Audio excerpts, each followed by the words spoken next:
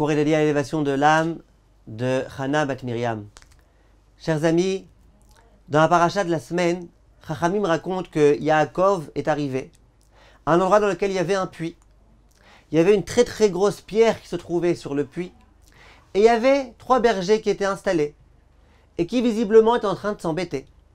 Yaakov s'adresse à eux et il leur dit quoi? Le moment d'abreuver le bétail n'est pas arrivé. Et eux ils disent, il est arrivé, mais regarde, la pierre elle est super lourde, on ne peut pas réussir à la soulever toute seule. Donc on attend que les autres bergers viennent, et quand on sera tous ensemble, on arrivera à la soulever.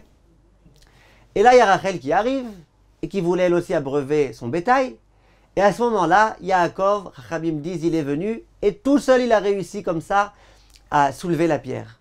Tout seul. Et Rachid dit, regarde comment il était fort Yaakov. Il a réussi à soulever la pierre comme si c'était le bouchon d'une bouteille, comme ça, tac.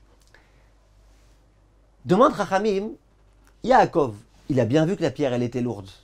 Il a bien vu que c'était quelque chose d'infaisable pour une personne normale. Alors pourquoi il pose la question? Il dit, qu'est-ce que vous faites? Pourquoi vous abreuvez pas? Mais comprends, il y a une pierre très très lourde, impossible à être soulevée de façon normale. Toi, tu es un homme surnaturel, Yaakov, mais tu peux comprendre que pas tout le monde est surnaturel comme toi.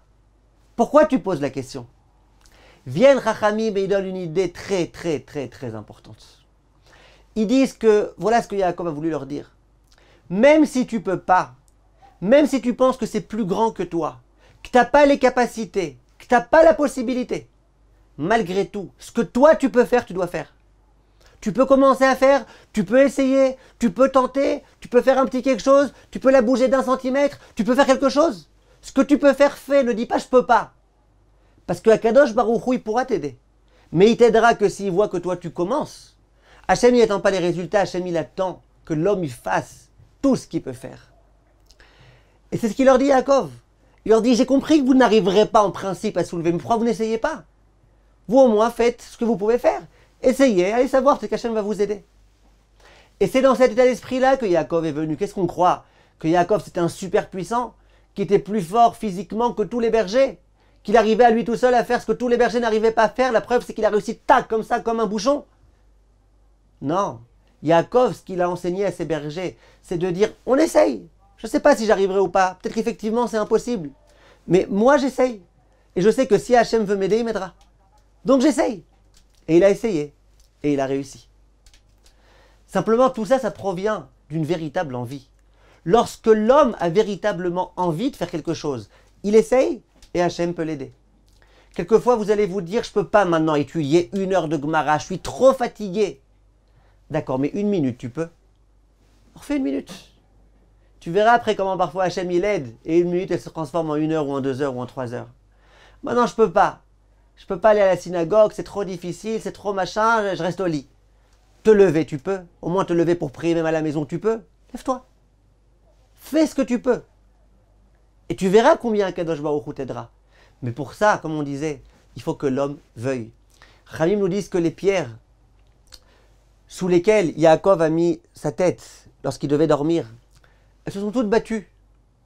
Chacune a dit, c'est sur moi que le tzaddik posera sa tête. L'autre, elle dit, non, c'est sur moi que le tzaddik posera sa tête. Elles ont commencé à se bagarrer. Viennent Chazal et disent, qu'est-ce qui s'est passé? Il y a un miracle. Toutes les petites pierres, elles sont devenues une grande pierre. Et c'est cette pierre-là que Yaakov va prendre quand il va se réveiller. Et il va dire, Vea even azot tie matseva. Vezeye bet Elokim. Il dit, cette pierre-là, c'est la pierre qui va permettre d'amener le Bet Amikdash. Bet Elokim, il y aura le Bet Amikdash. Viennent Chachamim et disent, c'est quoi cette pierre? Cette pierre, ça vient nous rappeler que même lorsque notre cœur, c'est un cœur en pierre, même lorsqu'on a l'impression qu'on ne peut pas, même lorsqu'on est en quelque sorte une espèce de pierre, même une pierre, quand elle veut que le tzaddik pose sa tête sur lui, et bien d'une certaine façon, elle peut, parce que Kadosh Baruch Hu va l'aider. Lorsque les Juifs comprendront combien c'est important et c'est urgent que le Beth Amikdash soit reconstruit, et lorsque les Juifs voudront que le Beth Amikdash soit reconstruit, autant que ces pierres ont voulu que le tzaddik pose sa tête sur elles, et bien Bezrat Hashem, le Beth Amikdash sera reconstruit. Nous, on fait ce qu'on peut faire. Et Kadosh Baruch Hu, lui, il fait ce qu'il fait et ce qu'il a la possibilité de faire, à savoir les choses les plus extraordinaires. Kol tov, mes chers amis.